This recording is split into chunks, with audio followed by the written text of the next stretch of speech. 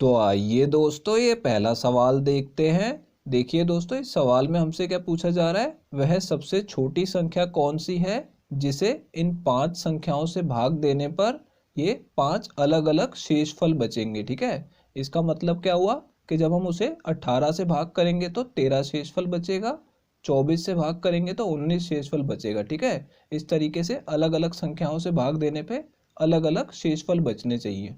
तो देखिए दोस्तों, अब हम इस सवाल को सॉल्व कैसे करेंगे। यहाँ पे आपको ये ध्यान देना होगा, जब हम उसे 18 से भाग कर रहे हैं तो 13 शेषफल बचेगा। ठीक है, तो आपको क्या करना है, इन दोनों का अंतर देखना है कितना है। 18 में से 13 घटाएंगे तो कितना आएगा, 5 आएगा। ठीक है, इसी तरीके से देखिए 24 में से 19 को घटाएंगे तो भी 5 आएगा। ठीक है, 30 में से 25 को घटाएंगे तो भी 5 आएगा, यानी कि सबका अंतर 5 5 आ रहा है। 60 में से 55 को घटाएंगे तो भी 5 आ रहा है। ठीक है, तो देखिए यहाँ पे एक तो हमें ये पता लगा कि जो अंतर है सभी संख्याओं का वो कितना आ रहा है, 5 आ रहा है। ठीक है, इस पे जरूर ध्यान दीजिएगा। ठीक है, और अब देखिए हमें क्या करना है, हमें ये शेषफल वाली संख्याओं को तो छोड़ देना है। ठीक है, ये जो ऊपर वाली संख्याएं हैं इन सभी का हमें एलसीएम निकालना है, यानी कि लसा निकाल लेना है। ठीक है, तो देखिए यहाँ पे अब हमें बहुत सारी संख्याएं दी हुई है, तो इनका लसा एक साथ कैसे निकालेंगे शॉर्ट ट्रिक से, वो मैं आपको बता देता हूँ। देखिए यहाँ पे 18, 24, 30, 36 और 60 हमें 5 संख्याएं दी हुई हैं। ठीक है, हमें इनका एलसीएम निकाल लेना है। ठीक है, उसके बाद आपको क्या करना है, ये जो अंतर आया है 5, एलसीएम में से इसे घटा देना है। ठीक है, जो भी एलसीएम की संख्या आएगी उसमें से 5 जरूर घटाना है। ठीक है, तो हमें वो संख्या प्राप्त हो जाएगी जो हमें पूछी जा रही है। ठीक है, अब देखिए इन 5 संख्याओं का एलसीएम कैसे निकालेंगे। हमें सबसे पहले क्या देखना है कि जो पहली संख्या है ये अपने से बड़ी किसी संख्या को पूरी तरह भाग तो नहीं कर रही, जैसे ये 36 को भाग कर रही है। ठीक है, तो इसे हम एलसीएम में शामिल ही नहीं करेंगे। ठीक है, क्योंकि 18 पहले से ही इसके अंदर है। ठीक है, अब देखिए आगे वाली संख्याओं में भी चेक कर लेते हैं। जो 30 है वो 60 के अंदर ही है। ठीक है, जो 60 है, 30 दूनी 60 होता है, तो यानी ये पहले से इसके अंदर ही, तो इसे भी शामिल नहीं करेंगे। ठीक है, अब देखिए यहाँ पे 24 और 36 का पहले हम एलसीएम निकाल लेंगे। ठीक है, तो यहाँ पे अगर 24 और 36 का एलसीएम निकालना है तो हमें क्या देखना है, ये दोनों संख्याएं किस संख्या से पूरी तरह भाग हो रही हैं। ये जो है 12 से दोनों पूरी तरह भाग होती हैं। ठीक है, तो यानी कि 12 से बड़ी ऐसी कोई संख्या नहीं है जो इन्हें पूरी तरह काट सके। तो यहाँ पे क्या करेंगे, दोनों में से किसी एक को 12 से भाग कर देंगे। तो मैं इसे 12 से भाग करूंगा तो कितना आ जाएगा, 2 आ जाएगा। ठीक है, तो 36 का गुणा लाके इसमें कर देंगे 2 में, तो कितना आ जाएगा, 72 आ जाएगा। ठीक है, यानी कि 24 और 36 का एलसीएम कितना आ गया, 72 आ गया। अब ये तीसरी संख्या हमारे पास है 60। अब हमें क्या करना है, 72 का इसके साथ एलसीएम निकाल देना है, जैसे हमने 24 और 36 का निकाला है। ठीक है, अब देखिए यहाँ पे ये दोनों संख्याएं 12 से पूरी तरह कट सकती हैं। ठीक है, तो क्या करेंगे, एक संख्या को काट लेंगे। तो मैं 72 को 12 से काट दूंगा तो कितना आ जाएगा, 6 आ जाएगा। ठीक है, अब इस 6 का गुणा 60 में कर देंगे तो कितना आ जाएगा, 360 आ जाएगा। ठीक है, तो दोस्तों देखिए ये हमारा एलसीएम आ गया है शॉर्ट ट्रिक से। ठीक है, तो एलसीएम पांचों संख्याओं का कितना आया है, 360 आया है। ठीक है, और मैंने आपको बताया था कि इसमें से हमें अंतर को घटा देना है, यानी कि 5 को घटा देना है। तो देखिए यहाँ पे इसमें से 5 घटाएंगे तो कितना रह जाएगा, 355 रह जाएगा। ठीक है, यानी कि ये वो संख्या है, जब आप इन्हें इन सभी संख्याओं से भाग करेंगे तो आपका अलग अलग ये वाला शेषफल प्राप्त हो जाएगा। ठीक है, तो देखिए दोस्तों कौन सा ऑप्शन करेक्ट है, ये तीसरा ऑप्शन करेक्ट है।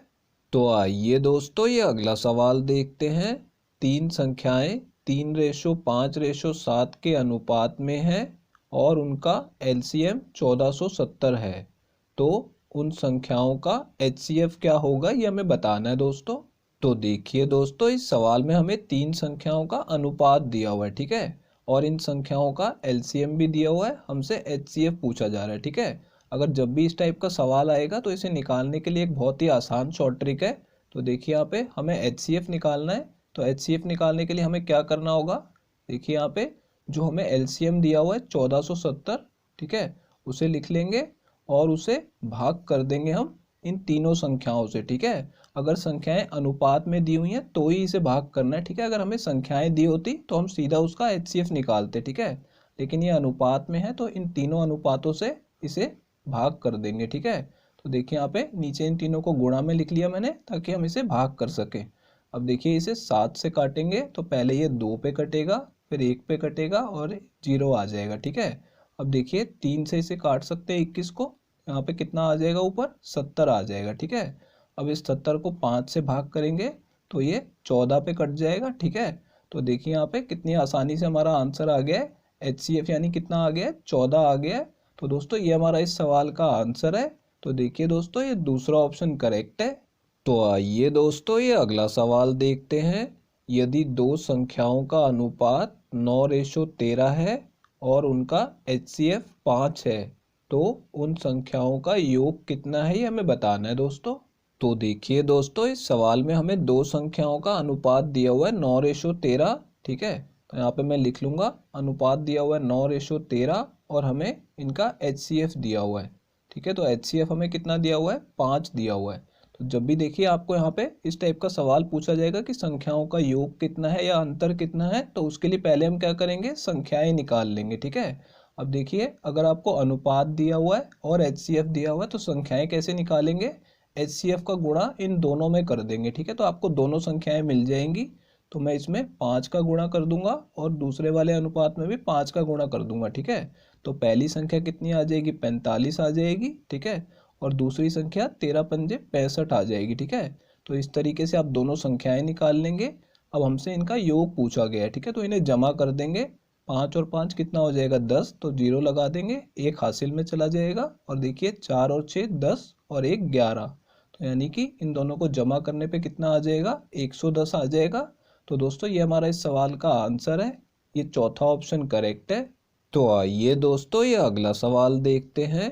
यदि दो संख्याओं का अनुपात 6:7 है और उनका LCM 336 है तो उन संख्याओं का योग कितना होगा ये हमें बताना है दोस्तों।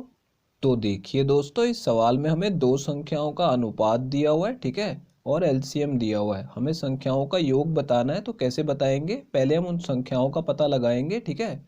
और उसके लिए हमें क्या चाहिए होगा HCF चाहिए होगा, ठीक है। तो यहाँ पे देखिए दूसरे सवाल में हमने देखा था कि LCM हमें दिया हुआ था, ठीक है, और हमें अनुपात दिया हुआ था। तो यहाँ पे हमने HCF कैसे निकाला था, देखिए यहाँ पे HCF निकालने के लिए हमने LCM को भाग किया था, यानी LCM कितना दिया हुआ है 336 दिया हुआ है, ठीक है। और LCM को हमने इन दोनों अनुपातों की संख्याओं से भाग कर दिया था, यानी 6 गुणा 7 में नीचे लिख दूंगा भाग करने के लिए, ठीक है। अब देखिए इसे 6 से काटेंगे तो पहले ये 5 पे कटेगा और उसके बाद 6 पे कट जाएगा, ठीक है। अब देखिए 7 से 56 को काटेंगे तो कितना आ जाएगा 8 आ जाएगा, यानी कि हमारा HCF कितना आ गया है 8 आ गया है, ठीक है। अब देखिए संख्याओं का अनुपात हमें कितना दिया हुआ है 6:7 दिया हुआ है। तो संख्याएं निकालने के लिए क्या करेंगे 8 का गुणा इन दोनों में कर देंगे तो दोनों संख्याएं पता लग जाएंगी, ठीक है। तो 8 का गुणा 6 में करेंगे तो कितना आ जाएगा 48 आ जाएगा। और 8 का गुणा 7 में करेंगे तो 56 आ जाएगा, ठीक है।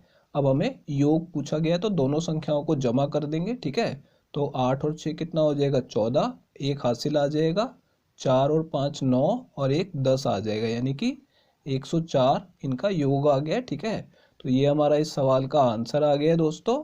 देखिए दोस्तों ये पहला ऑप्शन करेक्ट है। तो आइए दोस्तों ये अगला सवाल देखते हैं। यदि दो संख्याएं 8:15 के अनुपात में हैं और उनका HCF 7 है तो उन संख्याओं का LCM क्या होगा ये हमें बताना है दोस्तों। तो देखिए दोस्तों इस सवाल में हमें दो संख्याओं का अनुपात दिया हुआ है और HCF दिया हुआ है, ठीक है। और हमें LCM पूछा जा रहा है। तो देखिए आप लोग क्या करेंगे, यहाँ पे आपको समझ आ गया होगा कि संख्याएं निकालनी होंगी तो हमें HCF का गुणा अनुपातों में कर देना है, ठीक है। तो यहाँ पे आप क्या करेंगे 7 को 8 से गुणा करेंगे तो पहली संख्या आ जाएगी 56, ठीक है। और 7 को 15 से गुणा करेंगे तो 105 आ जाएगी दूसरी संख्या, ठीक है। फिर आप इसका LCM निकालेंगे, ठीक है। यहाँ तक तो आपको समझ आ गया है, लेकिन अगर मैं आपको बताऊं तो ये तरीका आपको यहाँ पे यूज़ नहीं करना, ठीक है। इसके लिए एक और शॉर्ट ट्रिक है। अगर आपको अनुपात दिया हुआ है, ठीक है, और आपको HCF दिया हुआ है और आपसे LCM पूछा जा रहा है, ठीक है, तो आपको इसके लिए ये शॉर्ट ट्रिक लगानी है जो मैं बता रहा हूँ, ये वाला तरीका नहीं लगाना है, ठीक है।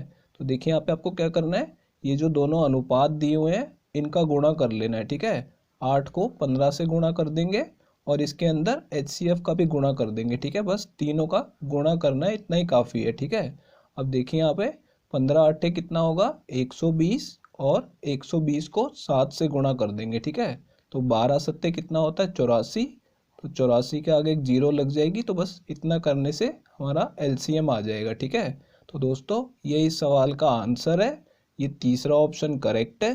तो आइए दोस्तों ये अगला सवाल देखते हैं। वह छोटी से छोटी संख्या कौन सी है जो 27, 36, 40, 45 और 54 से पूर्णतः विभाज्य है। तो देखिए दोस्तों इस सवाल में हमसे क्या पूछा जा रहा है, हमें ऐसी छोटी से छोटी संख्या बतानी है जो इन सभी संख्याओं से पूर्णतः विभाज्य यानी पूरी तरह भाग हो जाएंगी, जिसमें कोई भी शेषफल ना बचे। तो ऐसी संख्या को हम क्या बोलते हैं, एलसीएम बोलते हैं, यानी कि लसा। अब देखिए यहाँ पे अगर मैं इनका एलसीएम निकालना होगा तो उसके लिए मैं आपको शॉर्ट ट्रिक बता देता हूँ। देखिए यहाँ पे जब भी आपको इतनी सारी संख्याएं दी होंगी और आपको एलसीएम निकालना होगा तो कैसे निकालेंगे। सबसे पहले देखिए यहाँ पे इन सभी संख्याओं को देखेंगे कि छोटी संख्या किसी बड़ी संख्या को पूरी तरह काट तो नहीं रही है। जैसे कि यहाँ पे 27 है, 27 जो है 54 को पूरी तरह काट रहा है, ठीक है। तो हम इसे एलसीएम में शामिल नहीं करेंगे क्योंकि 27 पहले से ही इसके अंदर है, ठीक है। अगर हम 54 का एलसीएम निकालेंगे तो 27 का अपने आप ही निकल जाएगा, ठीक है। अब देखिए यहाँ पे इन संख्याओं को हम दो दो करके इनका एलसीएम निकालेंगे, ठीक है। तो देखिए यहाँ पे कैसे निकालेंगे। अब इन दोनों संख्याओं को कौन सी संख्या से काटा जा सकता है, 4 से काटा जा सकता है, ठीक है। 4 से बड़ी ऐसी कोई संख्या नहीं है जो इन दोनों को काट सके, ठीक है। तो यहाँ पे देखिए किसी भी एक संख्या को मैं 4 से काट लूंगा, इसे 4 से काटूंगा तो कितना आ जाएगा, 9 आ जाएगा, ठीक है। अब मैंने एक संख्या को 4 से काट लिया, ठीक है। तो 9 को 40 में गुणा कर देंगे, ठीक है। तो कितना आ जाएगा, 360 आ जाएगा। यानी कि 36 और 40 का एलसीएम कितना आ गया, 360 आ गया, ठीक है। अब इसमें भी ऐसे ही करेंगे। इन दोनों को कौन से बड़ी संख्या से काटा जा सकता है, इनको 9 से काटा जा सकता है, ठीक है। तो मैं यहाँ पे किसी एक संख्या को 9 से काट दूंगा। तो देखिए इसे 9 से काटूंगा तो कितना आ जाएगा, 6 आ जाएगा। अब 45 का गुणा 6 में कर देंगे, ठीक है। तो इन दोनों का एलसीएम आ जाएगा। तो 45 का कितना हो जाएगा, 270 हो जाएगा, ठीक है। तो इन दोनों का एलसीएम आ गया और इन दोनों का आ गया, ठीक है। अभी जो दोनों एलसीएम आए हैं इनका भी आपको एलसीएम निकाल देना है, ठीक है। तो देखिए यहाँ पे अगर मैं इन दोनों संख्याओं का भी एलसीएम ऐसे ही निकालूंगा तो कितना आएगा। यहाँ पे देखिए ये दोनों जीरो से कट रहे हैं यानी 10 से भाग हो रहे हैं, और ये 36 और 27 जो है ये 9 से भी भाग हो रहे हैं, ठीक है। यानी कि ये दोनों संख्याएं 90 से काटी जा सकती हैं, ठीक है। तो यहाँ पे मैं एक संख्या को 90 से काट दूंगा, इसे 90 से काटेंगे तो कितना आ जाएगा, 3 आ जाएगा, ठीक है। अब 36 का गुणा 3 में करेंगे तो कितना आ जाएगा, 108, और ये जीरो लगा देंगे, ठीक है। तो यानी इन दोनों का एलसीएम कितना आ गया, 1080 आ गया, ठीक है। तो यानी कि इन सभी संख्याओं का एलसीएम कितना है दोस्तों, 1080 है। यानी ये वो छोटी से छोटी संख्या है जो इन सभी संख्याओं से पूर्णतः विभाज्य है, ठीक है। तो ये हमारा इस सवाल का आंसर है दोस्तों, ये दूसरा ऑप्शन करेक्ट है। तो आइए दोस्तों ये अगला सवाल देखते हैं। दो संख्याओं का एलसीएम और एचसीएफ क्रमशः 96 और 8 है। यदि दोनों संख्याओं का योग 56 है तो दोनों में से बड़ी संख्या कौन सी है ये हमें बताना है दोस्तों।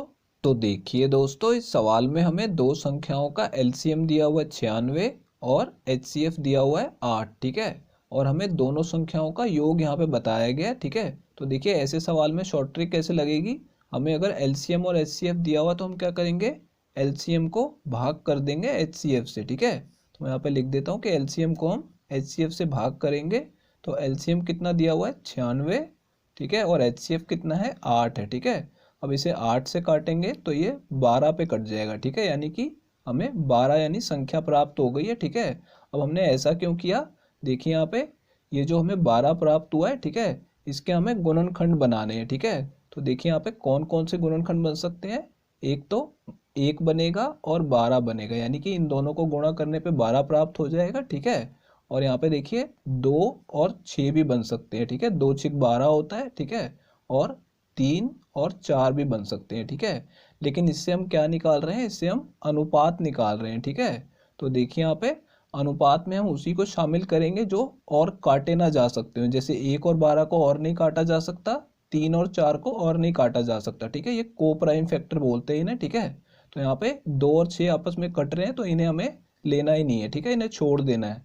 अब देखिए यहाँ पे हमने अनुपात निकाल लिए हैं, जैसे हमें शुरू के सवालों में अनुपात दिए होते थे सवाल में, लेकिन इस सवाल में हमें खुद अनुपात निकालने पड़ गए हैं, ठीक है। तो देखिए यहाँ पे आगे क्या बोला जा रहा है, दोनों संख्याओं का योग हमें बताया गया 56, ठीक है। अब इसका यूज कैसे करेंगे, एक तो हमें HCF दिया हुआ है, ठीक है। तो देखिए यहाँ पे मैं HCF लिख लूंगा कि HCF हमें 8 दिया गया, ठीक है।